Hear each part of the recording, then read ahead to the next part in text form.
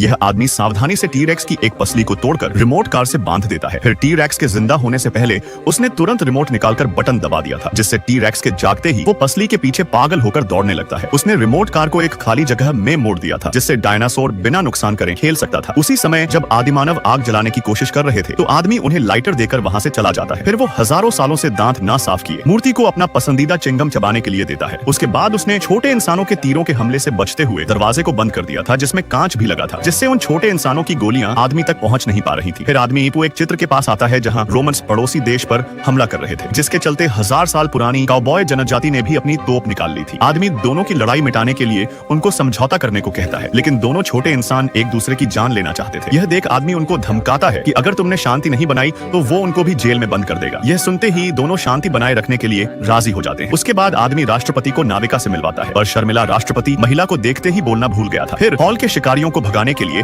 आदमी उन्हें जादू दिखाता है, पर शिकारी ने उसके नकली जादू को पकड़ लिया था, जिससे गुस्से में शिकारी आदमी को पकड़कर उसको 6 टुकड़ों में विभाजित करने का फैसला कर लेते हैं। दरअसल ये आदमी एक ऐसे म्यूजियम का सिक्योरिटी गार्ड था जहां पहली रात में उसने डायनासोर कंकाल को पानी पीते हुए देख लिया था, और जब टॉर्च के गिरने की आवाज से इस डायनासोर का ध्यान खींचता है तो डायनासोर मुंह खोलकर उसकी तरफ आ रहा था। तो आदमी भी डरकर भागने लगता है और तुरंत काउंटर के पीछे छिप जाता है। तभी उसके पास एक पसली गिरती है। उसने पसली को उठाकर दूर फेंक दिया था, यह सोचकर कि उसकी जान बच जाएगी, और डायनासोर तुरंत हड्डी को लेकर वापस उसके सामने आ जाता है। आदमी ने देखा कि डायनासोर एक कुत्ते की तरह खेल खेलना चाहता था। मजबूरन आदमी उसकी बात को मान लेता है, लेकिन अब सिर्फ डायनासोर ही नहीं बल्कि पूरे म्यूजियम में रखी मूर्तियां और जानवर भी जिंदा हो चुके थे। इस म्यूजियम में हर रात सारी चीजें चमत्कारी ढंग से जिंदा हो जाया करती थी, और सुबह होते ही वापस सब कुछ पहले जैसा हो जाता था। लेकिन अगली रात आदमी शिकारी को संभाल नहीं पाता, जिससे खतरे को भांपकर अचानक सारे जानवर भड़क उठे थे। आदमी बाल बाल बचकर हॉल में आता है, जहाँ उसने देखा कि एक शरारती बंदर के पास उसकी चाबियों का गुच्छा था। उसने ही सारे गेट खोल दिए थे, जिस कारण सारी मूर्तियां और जानवर पूरे म्यूजियम में फैल चुके थे। छोटे इंसानों के बीच युद्ध शुरू हो चुका था। आदमी बंदर से चाबी लेने के लिए उसके पीछे भागता है। उसी समय आदिमानव ने अपने बालों में आग लगा ली थी, जिसको वो बुझाने लगता है। यह तमाशा देख बंदर को तो बहुत मजा आ रहा था। फिर आखिरकार बंदर उसकी पकड़ में आ जाता है, और जब वो चाबी लेने लगा तो बंदर उसको 2-4 थप्पड़ मार देता है, जिसके बाद दोनों एक दूसरे को थप्पड़ पर थप्पड़ मारते जाते हैं। यह देख तभी उनके पास राष्ट्रपति आता है और प्यार से बंदर से चाबी मांगता है। उसी समय एक आदिमानव गलती से खिड़की के पास पहुंच जाता है, और बाहर आग को देखकर वो खिड़की से कूद जाता है। जब आदमी को उसका पता चला तब तक सुबह हो चुकी थी, और सूरज निकलते ही वो आदिमानव हमेशा के लिए राख हो जाता है।